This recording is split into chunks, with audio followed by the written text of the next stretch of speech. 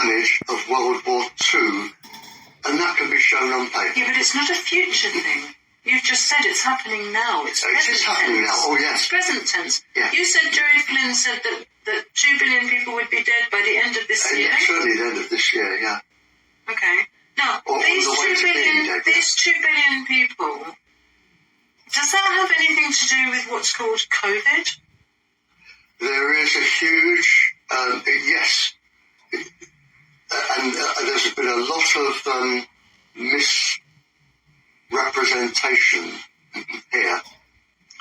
And I have a paper here.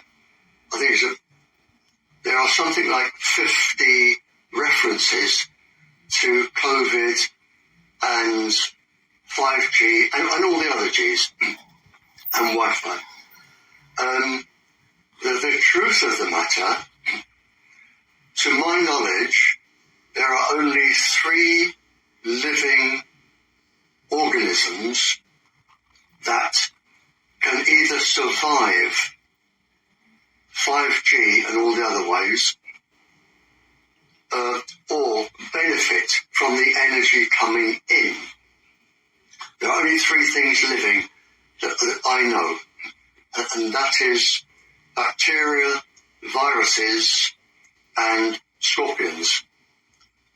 Now, the bacteria and viruses, they thrive when they are microwaved, and they multiply much more quickly. They can absorb the energy. I had to stop you there, Barry, just to say that there is a lot of controversy about whether or not viruses exist. And you have Dr. Andrew Kaufman, who says that actually viruses are exosomes, which are produced actually when the body or when the cell is assaulted by microwaves. Yeah. Can I finish this where I was? Sorry, just because, to mention viruses is very controversial now.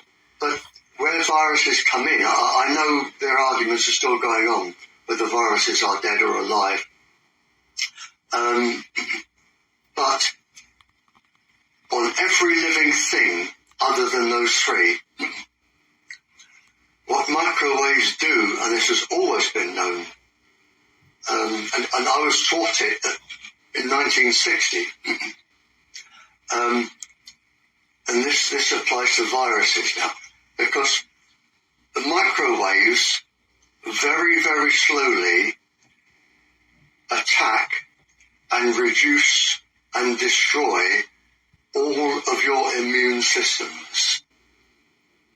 Now, whether the viruses are picked up by pick up the microwaves and they have the extra energy, but they can multiply more because our immune systems are crashing, and for some people they're crashing at an alarming rate when they sleep in a microwave field, because their immune system can be up to 40% reduced over that nighttime irradiation. Because it's at night that the body repairs itself with melatonin from the pineal. And it's slowly, and this is why 18 months after the transmitters go up, you start to get the epidemiological studies on all of the people getting the immune symptom illnesses.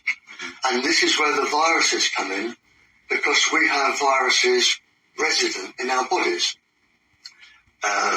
The chicken pox, the herpes, the streptococcus and all those. Yeah. So when the immune system is depressed, then all these opportunistic pathogens get an opportunity to multiply. So, I mean, bacteria and viruses cannot travel. It's against the law of physics. They cannot travel in the waves or with the microwaves. That can't be done. But the microwaves lower the immune system. The bacterium will thrive on microwaves and multiply faster.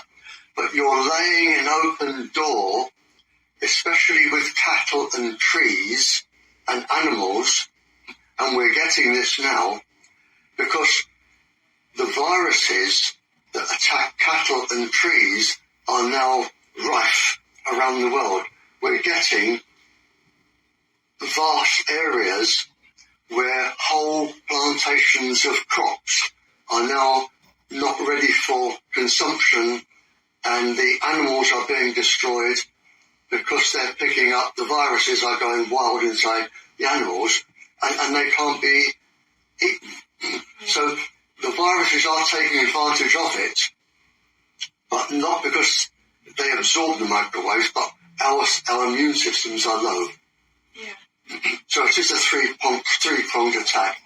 But the other thing there, when you said the high power with the microwaves, it has been shown by Professor Schwartz, Provnich, and Henry Lai, and Neil Cherry, and those four, they have shown that a low dose of microwaves is certainly as dangerous, if not more dangerous, than high dose.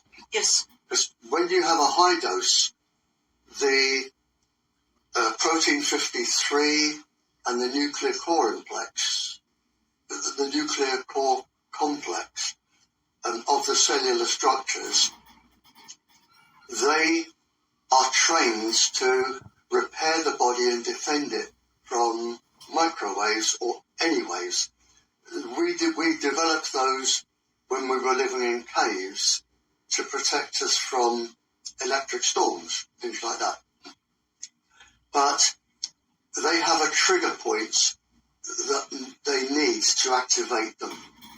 And when you have long, continuous, low-level microwaves, they do not reach the activation point of protein 53 and the nuclear core. So they come in very, very slowly. And I liken it to if a lady didn't like her husband and wanted to get rid of him in the Victorian times, and she would put a little bit of arsenic in his food every day, which is rat poison. And over the years, the husband will get more and more sick, and it was generally put down to pneumonia, consumption, something like that. And to me, it's like that. It's like, I liken low-level microwaves from the whole industry to what I would call lead arsenides poisoning.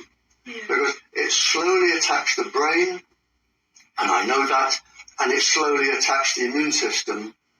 So when you take all this into account, and the numbers of children that are addicted, and there are clinics now for 2-year-olds in China that are addicted to microwaves, and it is addictive. I've got the proof here.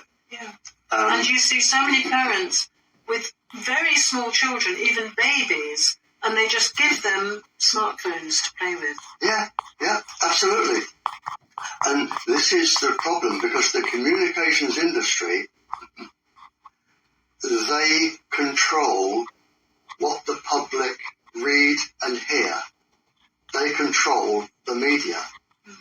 So if you say to somebody next door, you shouldn't really have that phone on that length of time, they'll say, well, if they were dangerous, we would have been told about it. Yes, exactly. But you're not told about it. I told people about the AirPods, that people have in their ears, which are putting microwaves straight through their brain. Absolutely.